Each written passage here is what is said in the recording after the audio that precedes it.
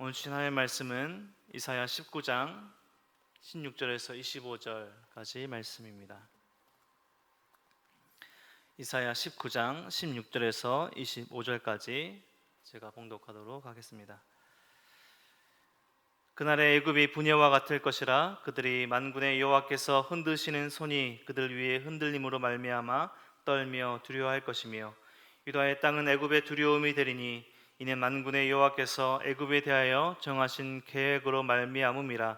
그 소문을 듣는 자마다 떨리라.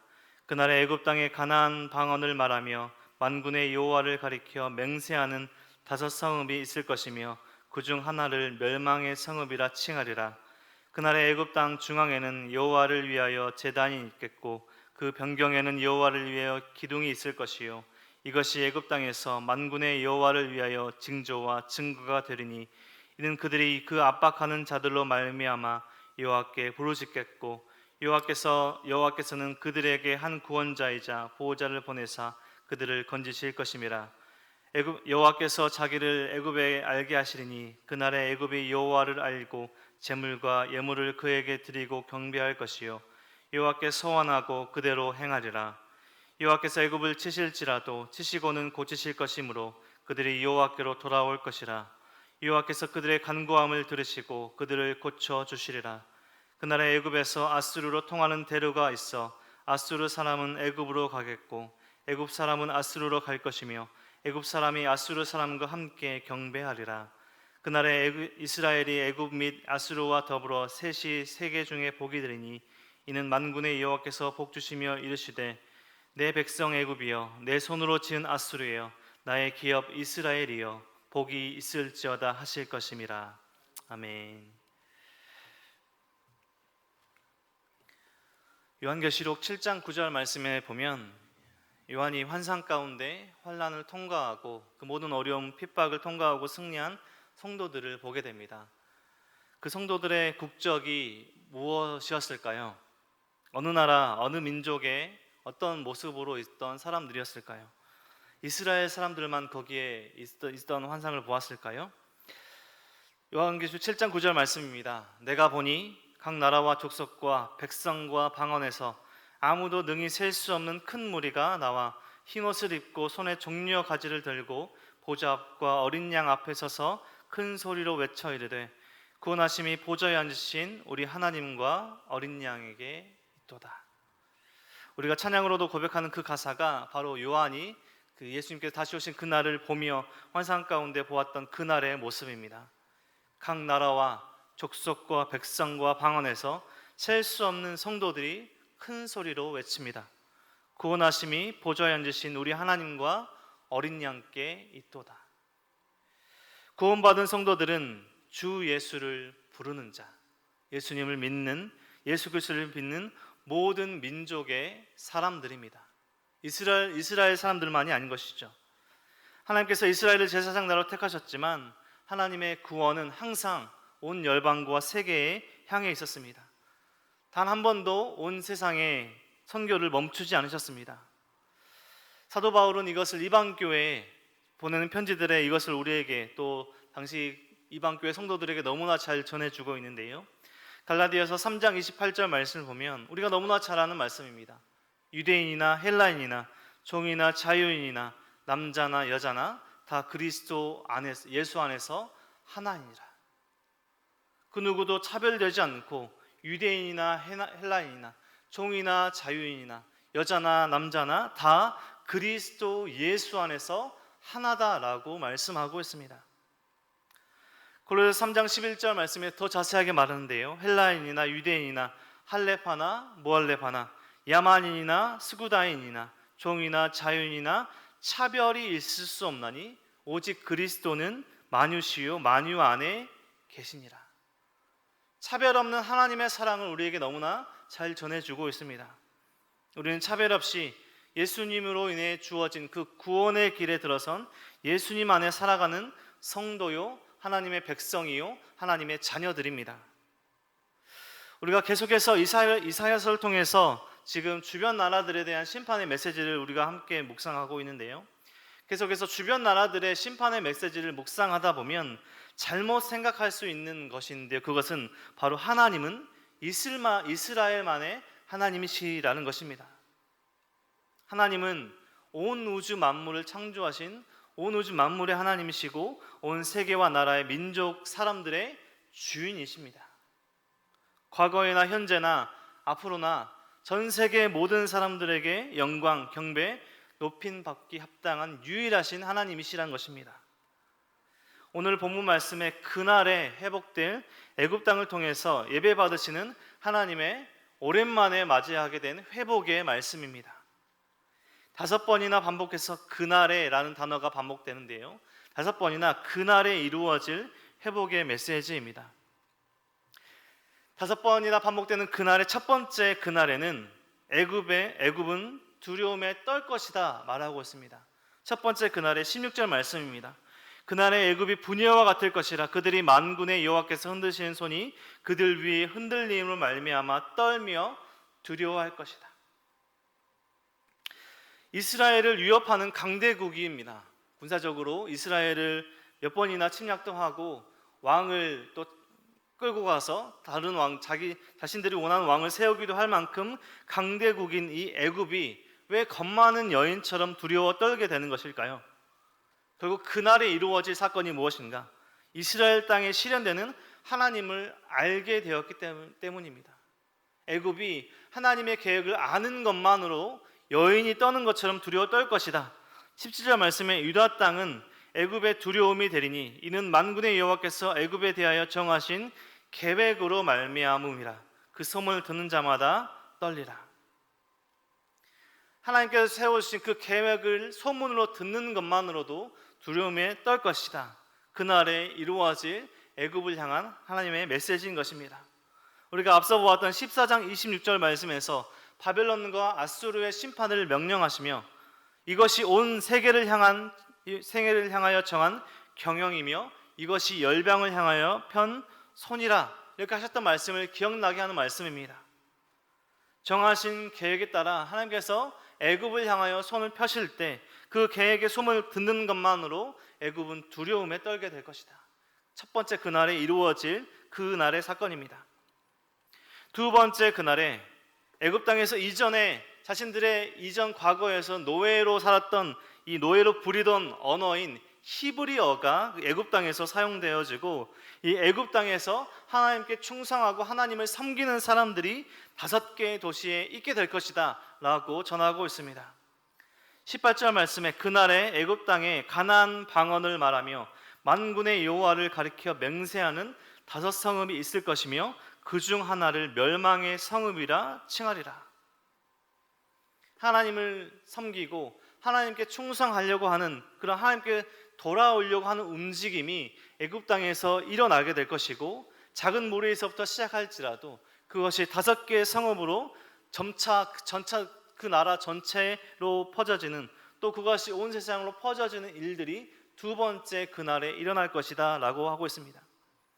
그 5성읍 중 하나가 멸망의 성읍이라 칭함을 받게 된다라고 하는데요, 그 중 하나, 지금 말하고 있는 멸망의 성읍은 태양신, 우리가 잘 들어보았던 바로가 섬기는 태양신 라를 섬기는 중심지 헬리오폴리스를 지칭하는 그 성읍이라고 합니다. 우상숭배의 중심지인 이곳에서 하나님을 섬기는 사람들, 하나님께 충성하는 사람들이 일어나게 되고 그것이 온 애굽에, 온 세계에 다시 펼쳐지게 될 것이다. 하나님께 충성하는 사람들이 우상숭배의 중심지에서 일어나게 될 것이다. 두 번째 그날에 일어날 사건입니다. 세 번째 그날에 애굽이 하나님을 알게 될 것이다 라고 하고 있습니다. 세 번째 그날은 19절 말씀인데요, 그날에 애굽 땅 중앙에는 여호와를 위하여 제단이 있겠고 그 변경에는 여호와를 위하여 기둥이 있을 것이요 이것이 애굽 땅에서 만군의 여호와를 위하여 징조와 증거가 되리니 이는 그들이 그 압박하는 자들로 말미암아 여호와께 부르짖겠고 여호와께서는 그들에게 한 구원자이자 보호자를 보내사 그들을 건지실 것입니다. 여호와께서 자기를 애굽에 알게 하시리니. 지금 애굽 땅에 생각해 보면 모든 우상들의 오벨리스크, 또 우상이 세워져 있는 그곳에 하나님을 위한 제단이 세워질 것이다 지금 당시에는 생각해 볼 수 없는 일들이 그날에 일어날 것이라는 것입니다. 하나님을 알게 될 것이다. 애굽 땅 모든 영역에서 하나님께 충성하고 하나님께 예배 드리는 하나님의 통치하심을 인정하는 나라가 바로 애굽이 될 것이다 라고 증거되고 있다는 것입니다. 하나님의 통치하심을 인정하는 나라가 애굽이 될 것이다. 감히 상상해 볼 수 없는 애굽의 혁명적인 사건이라는 것입니다. 애굽 땅에서 하나님을 예배하는 사람들이 생기고 하나님께 예배하는 그 상징적인 제단들이 세워진다. 이 그날에 이루어질 사건을 우리가 하나님의 메시지로 듣고 있지만 이사야 당시 상황에서는 감히 생각해 볼 수 없는, 상상해 볼 수 없는 일들을 그날에 이루어진다고 말씀하고 있는 것입니다. 이전에 출애굽 이전에 애굽 땅에서 이스라엘 사람들이 하나님께 간구하고 부르짖었을 때 모세를 보내주셨고요. 사사시대 이스라엘의 부르짖음을 듣고 사사들을 구원자로 보내주셨듯이 하나님은 애굽 사람들의 부르짖음을 들으시고 이스라엘에 행하셨듯 동일하게 애굽에도 이루어진다는 것입니다. 그리고 20절 말씀에서 함께 읽었었습니다. 이는 그들이 그 압박하는 자들로 말미암아 여호와께 부르짖겠고 여호와께서는 그들에게 한 구원자이자 보호자를 보내사 그들을 건지실 것입니다. 우리가 출애굽기와 사사기의 말씀을 읽어보았던 비슷한 말씀입니다. 부르짖었을 때 한 구원자를 보내주실 것이다. 이스라엘에게 행하셨던 일들을 애굽에 행하시는 것은 하나님과의 관계 회복이 하나님께서 애굽에 심판을 내리는 주요 이유라는 것입니다. 그러니까 하나님께서 애굽을 심판하실 때는 완전히 멸하시고자 함이 아니라 애굽이 돌아와서 하나님을 예배하는 나라로 돌이키시기 위한 하나님의 크고 원대한 계획이 있었다는 것입니다. 하나님과의 관계 회복이 애굽의 심판의 이유였다는 것입니다. 네 번째 그날에는 하나님으로 인해 애굽과 아수르가 화해하는 그 시기가 됩니다. 23절 말씀에 그날에 애굽에서 아수르로 통하는 대로가 있어 아수르 사람은 애굽으로 가겠고 애굽 사람은 아수르로 갈 것이며 애굽 사람이 아수르 사람과 함께 경배하리라. 이사야 시대 이러한 사건, 이러한 일들을 감히 생각해 볼 수 있을까요? 이스라엘을 중심으로 봤을 때 북쪽의 아수르와 남쪽의 애굽, 이 두 개의 강대국 사이에 끼어서 이스라엘이 얼마나 힘든 상황을 보냈었는지 우리는 너무나 말씀을 통해서 잘 보았을 것입니다. 두 나라의 패권 다툼은 이스라엘에 항상 긴장과 전쟁을 가져다 주었는데요. 아수르와 애굽의 화해, 이 둘의 관계 회복은 감히 상상해 볼 수 없지만 하나님께서 세우신 그 계획 아래 진정한 하나됨으로 이 두 나라, 이 아수르와 애굽이 평화의 날을 맞이하게 된다는 것입니다. 평화의 날을 맞이하는 것에서 더 나아가서 애굽과 아수르 사람들이 하나님께 경배하는 그 날이 된다는 것입니다. 마지막 다섯 번째 그날에 애굽과 아수르 그리고 이스라엘, 이 세 나라가 하나가 되어서 복의 근원이 될 것입니다. 24절 말씀에 그날에 이스라엘의 애굽 및 아수르와 더불어 셋이 세계 중에 복이 되리니 이는 만군의 여호와께서 복 주시며 이르시되 내 백성 애굽이여 내 손으로 지은 아수르여 나의 기업 이스라엘이여 복이 있을지어다 하실 것임이라.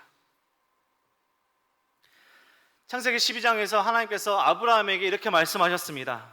내가 너로 큰 민족을 이루고 내게 복을 주어 내 이름을 창대하게 하리니 너는 복이 될지라. 땅의 모든 족속이 너로 말미암아 복을 얻을 것이라 하신지라. 하나님께서 이미 말씀하신 것들이 이루어지는 이사야 시대의 약소국입니다. 이스라엘은 지금 다른 나라와 비교할 수 없는 약소국이지만 하나님께서 말씀하신 마지막 그 날에 어떤 일이 일어날 것인가? 이스라엘과 아수르, 애굽이 동등하게 하나가 되어서 하나님께 나아오는, 아수르와 애굽과 이스라엘 하나 되어 복이 될 것이다 라고 하나님께서 말씀하고 있는 것입니다. 마지막 말씀에서 하나님께서 이렇게 말씀하십니다. 내 백성 애굽이여 내 손으로 지은 아수르여 나의 기업 이스라엘이여. 하나님께서 세 나라에 동등하게 말씀해 주고 계십니다. 그날에 이루어질, 마지막에 이루어질 그날에 5번이나 나가고 있는 그날에 오늘 말씀을 통해서 우리는 짧은 말씀, 이 이사야서 말씀을 통해서 애굽의 회복의 말씀을 통해서 무엇을 묵상하고 우리 삶에 적용할 수 있을까요? 말씀을 정리해 보자면 첫 번째, 우리 하나님은 모든 민족, 모든 사람의 주인이십니다. 이스라엘만의 하나님이 아니라 모든 나라, 모든 민족, 이 땅의 모든 사람들에게 경배와 예배받기에 영광 받으시기에 합당하신 분이십니다. 하나님께서 정하신 때가 올 때 애굽도 아수르도 하나님 앞에 나오게 될 것이고 그들 또한 복이 될 것입니다. 지금 우리만 복음을 듣고 우리만 하나님을 예배하고 폐쇄적인 공동체가 되는 것은 우리만 나만 하는 것은 하나님께서 원하시는 공동체, 하나님께서 원하시는 그리스도인의 삶이 아닙니다. 우리 다락에, 우리 마을에, 우리 공동체에 올 수 없는 사람은 한 사람도 없습니다. 물론 우리가 신천지나 이단은 주의해야 되겠지만 우리 주변에 복음을 듣지 못한 채, 예수님을 알지 못한 채, 예수님 안에 들어오지 못한 사람은 있지 않을까요? 우리 다락에, 우리 마을에, 우리 교회에, 우리 공동체에 더 초청할 수 있는 사람은 없을까요? 그들도 하나님께 예배 드릴 수 있는, 복이 될 수 있는 사람들입니다. 그들도 우리들이 될 수 있는 사람들입니다. 마지막 두 번째는 하나님은 모든 관계를 회복시키십니다. 하나님의 심판 계획은 확실한 목표를 가지고 있습니다. 애굽과 아수르, 이스라엘이 하나 되어서 하나님의 복이 되는 것입니다. 하나님께서 원하시는 것은 애굽과 아수르와 이스라엘이 완전한 멸망으로 나아가는 심판을 계획하시고 실행시키신 것이 아니라 애굽과 아수르, 이스라엘이 하나가 되어서 그들 또한 온 나라, 온 민족의 복이 된다는 것입니다. 하나님께서 원하시는 것은 한국이, 중국이, 일본이, 미국이, 영국이, 아프리카가 서로 분열하고 싸우고 전쟁하는 것이 결코 아닙니다. 하나님께서 원하시는 것은 우리 공동체만 보더라도 우리 공동체 안에서 서로 분열하고 갈등하고 다투는 것이 결코 아닙니다. 그것은 이 세상의 권세 잡은 자, 사단 마귀가 가장 원하는 것일 것입니다. 우리 공동체 안에, 우리 가정 안에 하나님이 주인 되실 때 모든 관계가 회복될 것입니다. 온 나라 민족 사람들이 하나님을 주인 되는 삶을 살아갈 때 모든 나라와 모든 관계들이 회복될 것입니다. 오늘 함께 예배드리시는 우리 성도님들, 오늘 하루를 살아가실 때 하나님을 주인으로 섬기며 하나님을 기쁘시게 하는 하루를 함께 보내시지 않으시겠습니까?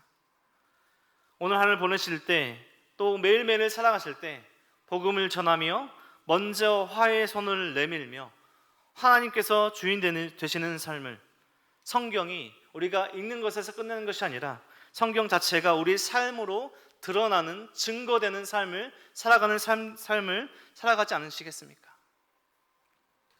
우리 성도님을 통하여서, 우리 하나님께 예배드리고 기도하는 우리 성도님을 통하여서 하나님의 말씀이, 하나님의 사랑이 온 세계에 전해지며 모든 관계가 회복되는 그 축복의 통로로 살아가며 우리 공동체 안에 우리가 분열하는 분열의 씨가 아니라 우리가 화평케 하는 자로, 평화의 도구로 하나님께서 기뻐하시는 오늘 하루의 삶을 살아가는, 우리의 평생의 삶을 살아가는 이 아침에 나와 함께 기도하고 또 영상으로 함께 드리는 우리 모든 성도님들의 삶이 되시길 주님의 이름으로 축원드립니다.